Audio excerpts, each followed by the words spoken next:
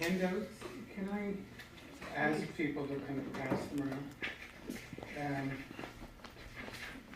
There's probably too many then. So yeah, my name is Vince Calderhead. I'm a lawyer, and I work here in Halifax. I enjoyed the reference that one of the other speakers referred to as being second voice. And even though I'm a lawyer now, and I have been for, I guess it's 33 years, I too was once a first voice person. I too was once in receipt of social assistance, briefly.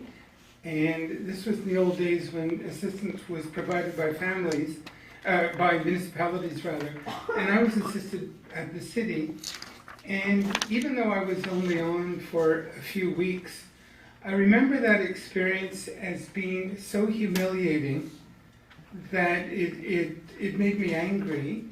And those were in the days where I was working as a laborer and or seeking work as a laborer, and I was so angry that I said, I feel like I want to do something about this. And I applied and was accepted and became a lawyer, and I've kind of been doing this work ever since. So for the last 30 odd years, I've been representing people in receipt of social assistance, and I've developed a bit of expertise in the area of income support and housing. So that's what I want to speak about. I want to talk about the transformation. I want to talk about the next steps of the transformation. And finally, I want to speak briefly about advocacy efforts in this area. So let's get going. The first part I want to speak to is about the transformation. As anyone who's been in receipt of assistance or is following these issues will have heard the province talk about the transformation, which is a very ambitious word. It's a word that talks about dramatic and almost radical change. To call something transformative in these days means that it will almost be unrecognizable afterwards. And so we've been hearing about the transformation for about 5 years. And the department has been saying, when people say, well, when is it going to happen? And how come it doesn't feel like things are getting any better? And for the last several years, people have been, within the province, have been saying, don't worry, when the transformation comes, it's going to be great. And so year after year, people waited. And we kind of now know in this most recent budget what the transformation will mean for people in receipt of income assistance.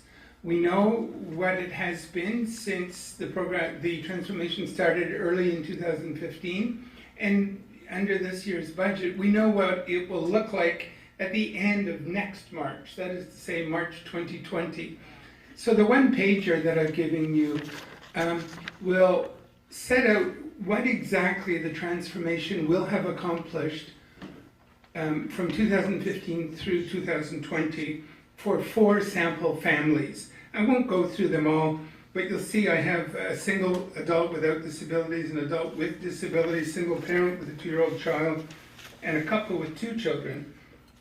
And what the one pager does is to look at every single source of provincial income. So yes, income assistance, yes, the affordable tax credit, yes, the poverty reduction credit, yes, the Nova Scotia child credit. And these are the total of provincial credits that someone in receipt of income assistance typically receives. I've added them all together, so nothing's missed. I've adjusted them for inflation. And where do these inflation figures come from? They come from the province's own website. So I looked at what the Consumer Price Index was in January 2015 and calculated it up to the present, then added another 2% because that's the forecast for next year. And in red, you'll see the bottom lines for what the transformation will have meant for those sample families. in every single case, taking into account inflation, the transformation means people will be worse off next March than they were at the beginning. Bottom line. So for those who have been told, don't worry, the transformation will improve your situation, you'll see how in my footnote at the bottom, I quote from a government document in that footnote from the department's own statement of mandate. And it says that the transformation will mean better outcomes for clients. Look at those numbers in red each time. The transformation means worse outcomes for clients. Okay, so I think the numbers speak for themselves. I'm happy to talk with people about them. But the bottom line is people will be worse off as a result of the transformation. The question then is, what was the transformation about? What is it? Why has it happened? Like, what was the purpose of the transformation apart from a stalling tactic? Like, what did it accomplish? And we don't know for sure because they haven't told us what their trick was, but what it appears to have been is simply administrative and managerial rearrangement within the department, shuffling management, shuffling the way caseworkers will work in order to save the department money on employees. So let's save labor expenses while being completely indifferent to improving client standard of living. Bottom line, I think that's what it's about. And so we, after 5 years, that's what we're left with.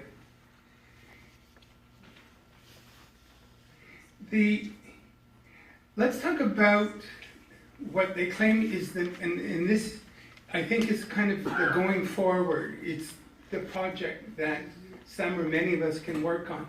What's the next step of the transformation? Well, if you spend the time going through the various handouts and presentations by departmental officials, it looks like the next step, apart from the increases in rates, which will happen next January, but still will leave people worse off. The next step may well be about special needs. And those of us who've had experience with income assistance know what special needs are. They're the kind of add-ons, but from a disability rights point of view, they're basic needs. For people with disabilities, a special diet allowance is not an add-on, it's not a frill, it's basic. So, let me say just a few words about special diet allowances as they relate to people's human rights. Many people will know about special diets. There's the basic personal allowance, and then there's special diets which are added on request and with a doctor's letter for people whose health condition requires that they get an additional amount for their heart condition, for diabetes, or one of probably a dozen or so conditions. And the amounts are like $35, an extra $40, and so on. And the average income assistance recipient, the average special diet allowance is around $80 in total. So that's a significant amount of money. Why am I talking about them? Because they represent a huge human rights problem in two ways. First of all, these diets were introduced in 1996. That's when that's when the province took over. That's when they introduced special diet allowances. Hands up anyone who knows how much those rates introduced in 96, how much they've increased. And I'll give you a hint. The basic personal allowance for food and so on has increased 11 times between 96 and the present. Why? Simply to reflect an increase in the cost of living. How much have special diets gone up since 1996? Right. So what does that say about accommodating the needs of people with disabilities? It means the province is totally indifferent to meeting their human rights. Totally indifferent to the fact that it's discriminatory. So that's on the one hand, and it might be that's a huge human rights problem. On the other hand, it's clear to me from reading the DCS documents carefully that their next move, now that they've done the standard household rate, will be around special diet.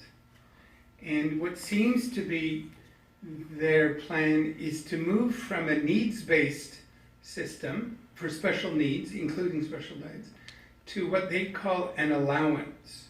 So rather than fine-tuning to see exactly what you need and responding to that need, they'll say, oh, you have a certain need, this is what you get.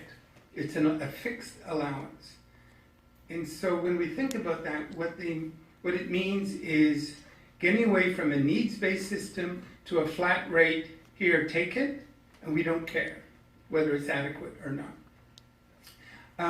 And so I think that will be, given that the standard household rate is already set, and that part's kind of water under the bridge in a way, if there's to be advocacy, I think a good topic, a good area would be around special needs, including special diet rates. Let me talk finally about advocacy efforts. I mean, many of us are involved in advocacy. It's been my life's work is advocacy, whether in court or elsewhere. It's about putting forward the kinds of things that people have been talking about tonight.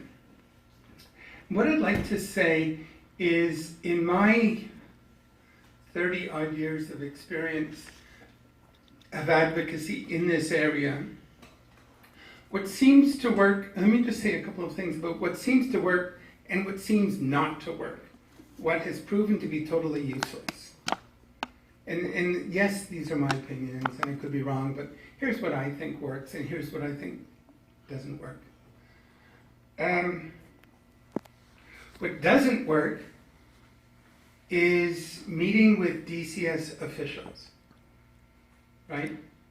The people involved in the income assistance program, pleading your case, particularly, and I'm talking now about systemic reform, reforms of the program, reforms of the system. Meeting with DCS officials does not work. They will listen, often politely, often serve tea and biscuits, and then say thank you, and we'll take this back. Thanks everyone for coming. That is what typically happens. What comes from that? Why? They have no power. In fact, if you say, can you increase the rates? They'll say, that's not within my power. And after hearing that 4, 5, 6, 10, 20 times, I think reason tells us we shouldn't be wasting our time with them. In fact, it is a total waste of time in my view. That's senior IA officials, senior departmental officials. In my view, it's a complete waste of time. So what do? Where are the levers? Where are the pressure points? In my view, the levers are found at the political level, so not at the bureaucratic departmental level, at the political level. And whereabouts, and I'm talking now, of course, within the province, whereabouts it more or less is exclusively in the Premier's office. That's where all of these decisions are made. Maybe the Minister of Community Services has input as well, but the real decisions are the Premier's office. And I'm urging you, those of you who do advocacy work, to think about targeting there. Let me give a little example. 2 or 3 years ago, out of nowhere, and at least as far as I know, it was out of nowhere, the Premier was speaking somewhere, talking, and someone raised with him the dynamic that I've seen for 30 years of work in this area, whereby people, single parents on assistance, if they're receiving child support, that support, whatever amount it is, $100, $200, $300, comes off their check dollar for dollar. All of us have seen that for decades, and it was kind of like nature. This is how it works. And so you're left wondering, well, why bother getting child support? I'm not going to be any further ahead. And my child's not going to be any further ahead because whatever amount I get will reduce the amount of assistance I get dollar for dollar. So that was raised with the Premier, and I'd love to know more about the context. It struck him as unfair, it struck him as arbitrary, And he was kind of shocked and said, "Oh my God, that's terrible. We're going to change that." And it was almost that his human compassion got the better of him, and he jumped in and said, we're going to change it. Lo and behold, in the last few years, that's one of the few things that has changed. And so what's the lesson there? It's about working and targeting the very top. And however the pitch is framed, that needs to be the target.